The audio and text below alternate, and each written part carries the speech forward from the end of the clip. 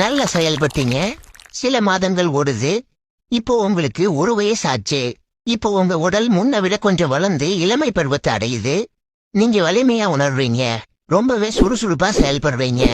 சின்ன விலங்குகளை வேட்டையாடி விருத்து போன நீங்க முதல் முறையா ஒரு முதலையை குறி வைக்கிறீங்க. ரொம்ப பெருசா இல்ல, கிட்டத்தட்ட உங்க வயசுதான் இருக்கும் போல. தாக்குதலை தொடங்க சரியான தூரத்துல இருக்கிறது ரொம்ப முக்கியம். சத்தம் போடாம கிட்ட நெருங்குறீங்க. அந்த முதலை உங்களை கவனிக்கல. அது உங்க சகோதரன் தான். கிட்ட போய் கொஞ்சம் ஷேர் கேட்கலாமா? இனிமே முடியாது. முதலைகள் கொஞ்சம் ஆபத்தா தெரியுது. பட்டினி கிடந்து செத்தாலும் பரவாயில்ல. முதலைங்கிற பேரே உங்க மெனுவில் இருக்கக்கூடாது. பசியில நீங்க உணவு தேடி காட்டுல பயணிக்கிறீங்க. உங்க கண்ணுல படுற எல்லாமே ரொம்ப பெருசாவும் ஆபத்தானதாவும் தெரியுது. மரங்கள்ல இருக்க குருவி குஞ்சுகள், பொந்துல இருக்கிற எலிகள்னு சின்ன விலங்குகள் தான் சாப்பிட கிடைக்குது. தூரத்துல ஒரு மான் மேய்ஞ்சிட்டு இருக்கு. பார்க்க ரொம்பவே அழகா இருக்கு. அடிச்சு சாப்பிட்டா 1 மாசத்துக்கு பசி தாங்குமே. மெதுவா அந்த மான் மேய்ஞ்சுக்கிட்டே உங்க பக்கத்துல வருது. உடனடியா நீங்க தாக்க ஆரம்பிக்கிறீங்க. உங்க உடலால அந்த மானை சுத்தி வளைக்கிறீங்க. அந்த மான் அங்கிருந்து ஓட ஆரம்பிக்குது. உங்க முழு சக்தியை பயன்படுத்தி அதோட உடலை இருக்க ஆரம்பிக்கிறீங்க.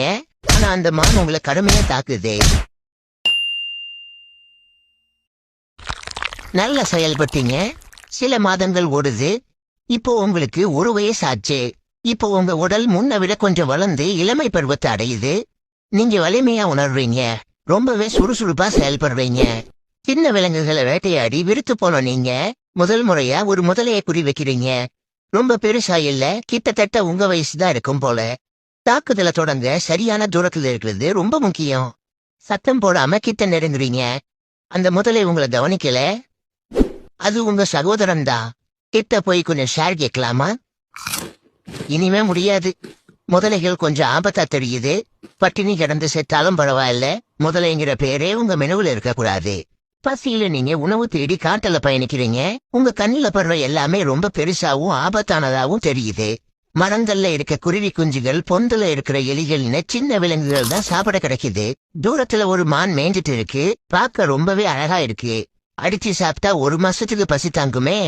மெதுவா அந்த மான் மேய்ஞ்சுக்கிட்டே உங்க பக்கத்துல வருது. உடனடியா நீங்க தாக்க ஆரம்பிக்கிறீங்க. உங்க உடலால அந்த மானை சுத்தி வளைக்கிறீங்க.